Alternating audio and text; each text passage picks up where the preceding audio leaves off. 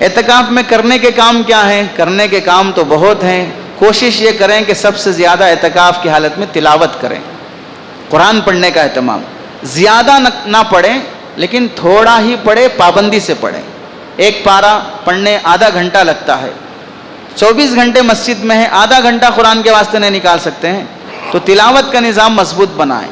دوسرا، کوئی دینی کتابیں لا لیں اپنے ساتھ، وہ کتاب پڑھنے کا اہتمام کریں. یا مسجد میں ہی رہتے ہیں، فضائل اعمال وغیرہ وہ کتابیں پڑھیں.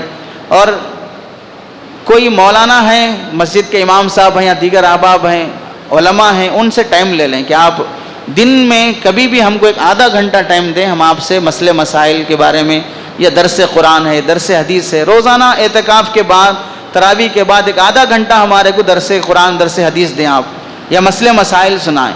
یا ہم آپ سے کچھ صورتیں سیکھنا چاہتے ہیں یا نبی کی سیرت معلوم کرنا چاہتے ہیں. اس طرح قضاء عمری کی نمازیں ہیں وہ پڑھنے کی کوشش کریں. اور عام طور سے لوگوں میں یہ بات ہے کہ نفل نمازیں بہت زیادہ پڑھتے ہیں، قضاء عمری کی طرف توجہ نہیں دیتے ہیں. بھائی دیکھو، نفل نمازیں پڑھو نہ پڑھو وہ اپنا مسئلہ ہے، لیکن زندگی میں جو نمازیں چھوٹ گئی ہیں اسے لوٹانا بہت ضروری ہے. اور اگر اسے لوٹائے بغیر مر جائیں گے تو مرنے سے پہلے وصیت کر کے مرنا ضروری ہے کہ میری اتنی نمازیں زندگی کی رہ گئی ہیں، میں بالغ ہو گیا تھا 15 سال میں لیکن مسلمان بنا 30 سال میں، اس سے پہلے میں مسلمان ہی نہیں تھا، نام کا تھا مسلمان بس، نہ نماز تھی نہ دین تھا نہ کچھ تھا. تو اب وہ نمازوں کا حساب کر کے لوٹانے کی کوشش کرو.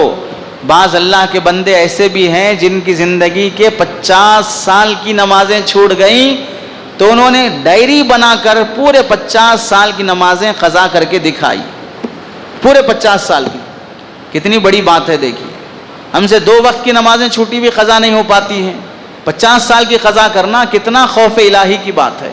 تو اس واسطے اعتکاف میں قضاء عمری کی نمازوں کا خاص طور سے اہتمام کریں، اور درود شریف کا خاص طور سے اہتمام کریں. تیسرے کلمے، چوتھے کلمے کا خاص طور سے اہتمام. تہجد کی نماز کا اہتمام خاص طور سے کریں. صبح شام کی تسبیحات کا اہتمام کریں. اور مسجد میں جو بوڑھے حضرات اعتکاف میں بیٹھے ہوں ان کی خدمت کرنے کا خاص طور سے اہتمام کریں. دعاؤں کی قبولیت کے جو اوقات ہوتے ہیں ان اوقات میں خاص طور سے دعا کا اہتمام کریں.